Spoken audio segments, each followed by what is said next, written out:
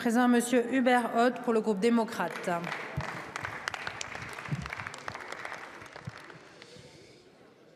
Merci Madame la Présidente. Ma question s'adresse à Monsieur le ministre chargé de l'Industrie et de l'Énergie.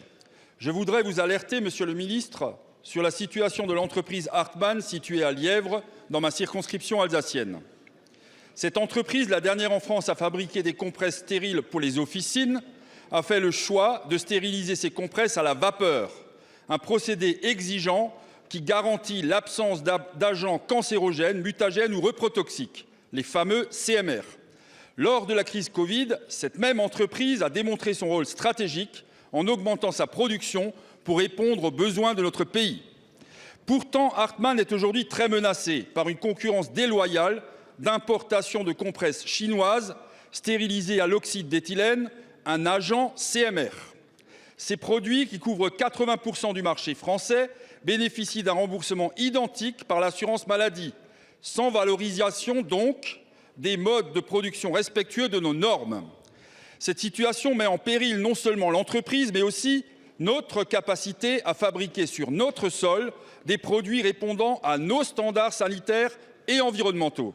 Il y a là, Monsieur le ministre, et j'interpelle également le ministre de la Santé, un enjeu absolument essentiel en matière de souveraineté industrielle et sanitaire.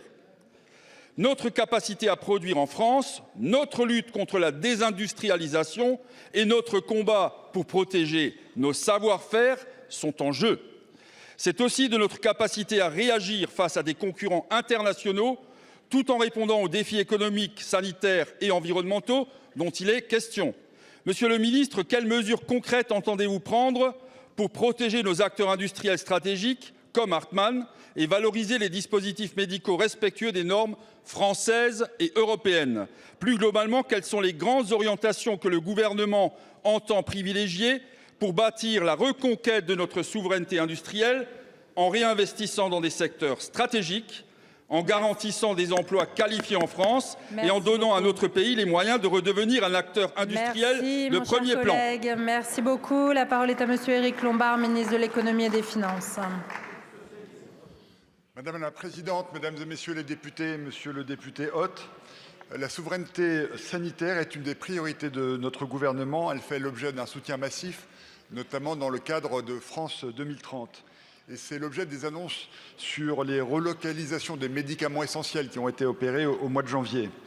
Vous m'alertez à juste titre sur la situation de l'entreprise Hartmann qui fabrique en Alsace des dispositifs médicaux avec effectivement une technologie respectueuse de l'environnement, plus respectueuse en tout cas que celle de nos concurrents asiatiques. Il s'agit à la fois d'un enjeu industriel et environnemental qui pose la question du juste prix de nos produits de santé.